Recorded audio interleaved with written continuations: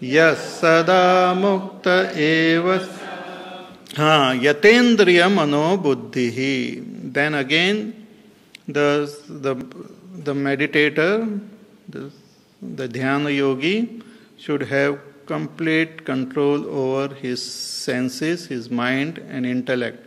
Yatendriyaha. Indriya should not disturb. Since we have kept the sense objects outside, the indriyas are given chutti, like you don't have to do anything. You just, because Atma is not something which we have to see with our eyes, or hear with our ears, or touch with our skin. So it is not the object of our senses. Senses, they only contact the world outside, but to contact the Atma, senses are not required. But they are not used to keeping silent. Like some people, they are workaholic. You can't make them sit at one place. Not that they want to achieve something, not that they are interested, but aadat ho jati hai. They just can't. Or even if you make them sit at one place, they will keep on shaking their hand like, kuch to karenge. Sometimes people come, jabardasti, they bring them for pravachan, they are restless there. Kuch to wahan par ekdam kuch karenge. Kuch nahi to mobile baja denge. Now I feel very happy. Like that. Restless. So, it is necessary to keep the senses free. Give them chutti. Unko casual leave de do. During meditation, you tell there is nothing to see, hear, taste, touch. So you don't have any role to play. And the mind is just an extension of the senses. So mind also doesn't have any role to play. So mind also is given chutti. Intellect has understood the nature of the self. Intellect is convinced. Intellect has no more questions. Intellect has no more doubt. So intellect has also become silent. Intellect is a questioner. Mind is a feeler. I want to feel that. I want to feel this. Senses want to perceive. They want all sensation. So all of them are given chutti. It says, chupchap betho. Yatendriya mano buddhihi. Mana buddhi. See, while doing, in concentration, mind is not given chutti. While chanting and all, mind is not given chutti. Japa also, there is no chutti for them. But in meditation, they are given holiday. So if we are meditating, we are saying that we are meditating and still all these senses and mind and are all engaged in some activity, then that is not meditation. They are given chutti only. So yatendriya mano buddhihi munihi. Muni means mananashilvan. A contemplative sage is the meditator here. Contemplation. Through contemplation, he has come to understand the nature of his own self. He has come to know what is that I am not the doer, I am that pure consciousness, Satchid Ananda Swarupaha. And being myself, I will be free of all the bondage, because that bondage is not there for me, but I assume myself to be bound. I assume myself to be limited. So I by nature is not bound. So having understood all this, one sits for meditation, moksha parayanaha, with single pointed agenda of gaining moksha. This is another important factor. Meditation is not meant to check your BP or to help in digestion or to get good night's sleep. It is not something like it is not a therapeutic this. It is meant for moksha. Means moksha is the single pointed agenda. Then that is the final state of meditation we will be arriving. Otherwise, it is just a practice which we are doing, which is not meditation. As I said, it's just some concentration or something else. Meditation is a final gateway to moksha. As I had mentioned before also, it's like death. You cannot say that every day I practice death, पहले भी बहुत बार death मैंने practice की है. But how come you are alive? So meditation, you cannot say, I am practicing meditation. So are you a realized person? If you are not realized, then God knows what you are practicing. Meditation is the final gateway to the state of moksha. Before that we can say I was it's not practice of meditation, it's just a hope that I will go into a state of meditation. It's like a person trying to sleep.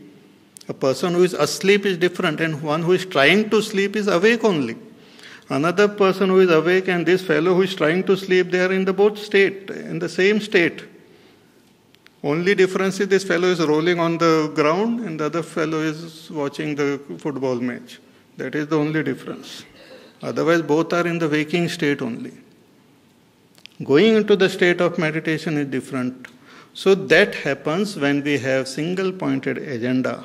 Moksha parayana. I want moksha. I want freedom from all bondage. I want to dissolve this limited identity once and for all. It's like death. In some text like Ashtavakra Gita and all, the teacher says that people are afraid of meditation because it is like the final death of the ego. See, even ordinary death, the ego doesn't die, is born again. But this is total annihilation of the ego. Like in computer, we delete, na? Sometimes we delete, but this go and stay in our, dustbin, no? Recycle bin. It is there. Sometimes we say, "Arey, galti se maine delete kiya. Kitna acha tha." So you can retrieve it. But deleting permanently. So this ego is deleted permanently. Just imagine that this identity which you have now, it will just dissolve.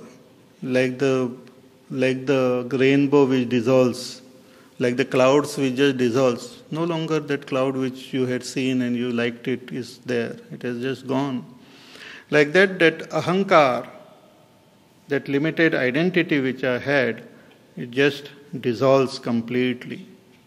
So if one is ready for this and one has got this as the agenda, then only that person is said to be meditating.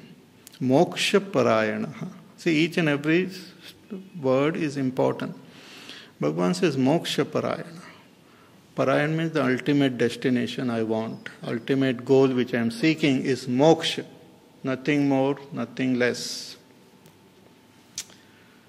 Such a person, vigatechha bhaya krodha, free from ichha, bhaya and krodha. All these three has gone because of his deep understanding of the truth. His ichha, desires for worldly pleasures and worldly objects, they have dropped off.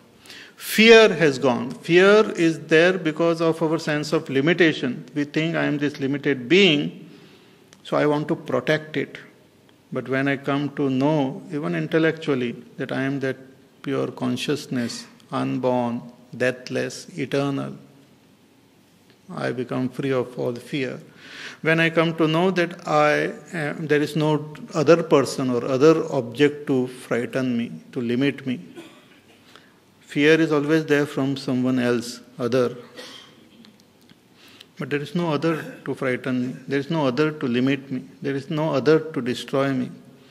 Person becomes free of all fear, free from all krodha also. Because when ichha is not there, kama is not there, krodha has also disappeared.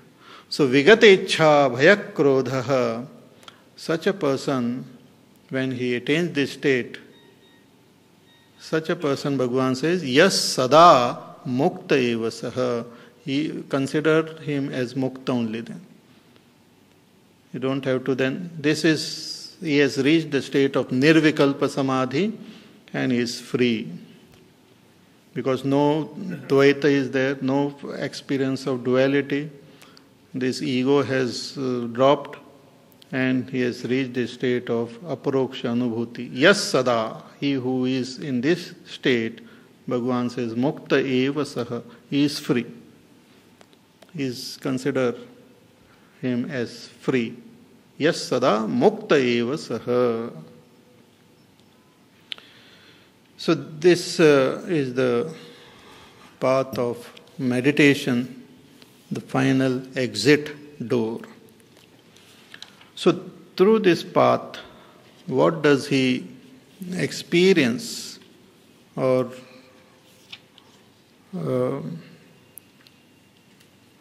what does he know through this?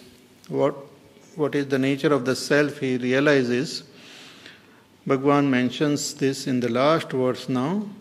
He says, Bhoktaram yajna tapasam sarvaloka maheshwaram sahridam sarvabhutanam Nyatva mam kshantim richati Bhoktaram yajna tapasam sarvaloka maheshwaram suhridam sarva Nyatvatmam shantim richati.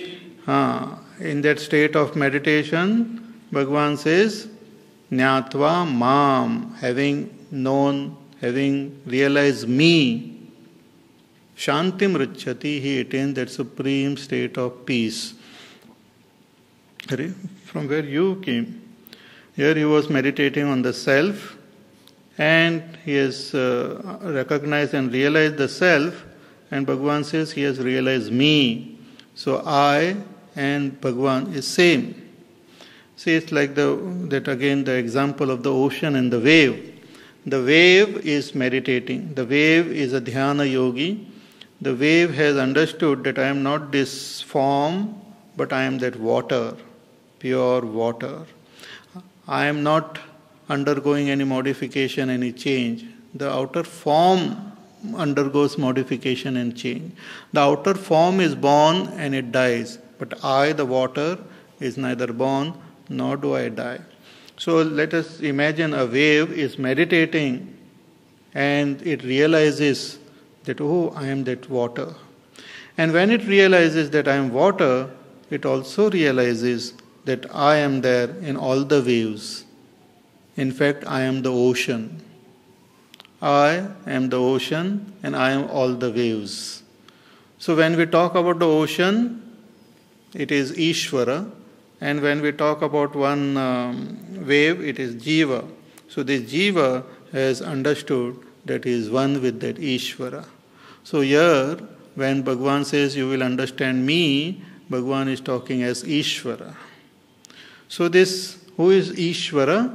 Ishvara is Bhoktaram Yajna Tapasam. He is the cosmic enjoyer. The Jiva is the individual enjoyer of Sukha and Dukkha, but the Ishvara is the cosmic enjoyer. Bhoktaram Yajna Tapasa. He is the ultimate enjoyer of all Yajna, all Tapas, all Sadhana. And Sarvaloka Maheshwaram, and the Lord and Master of the entire world, entire creation. Suhradam Sarva Bhutanam, and a dear friend of all beings. This is the Ishvara, God. The nature of God and nature of mine, my nature is one and the same. But with respect to the outer form, my nature is different, God is different. God is the creator and the master of this world, and I am the created and the sevak of God. But as the essential truth, we are one. So here Bhagavan is talking about his nature as Ishvara. So Bhoktaram, the ultimate enjoyer of all the experiences of this world, goes to the Ishvara only. He is the master of Yajna Tapas and Sarva Loka Maheshwaram, Lord of the entire creation. From Ishvara alone, the world comes to existence, sustains, and again dissolves into him. Ocean is the master of all the waves. All the waves exist in ocean, are sustained by the ocean, and dissolves into ocean. One wave and ocean, you cannot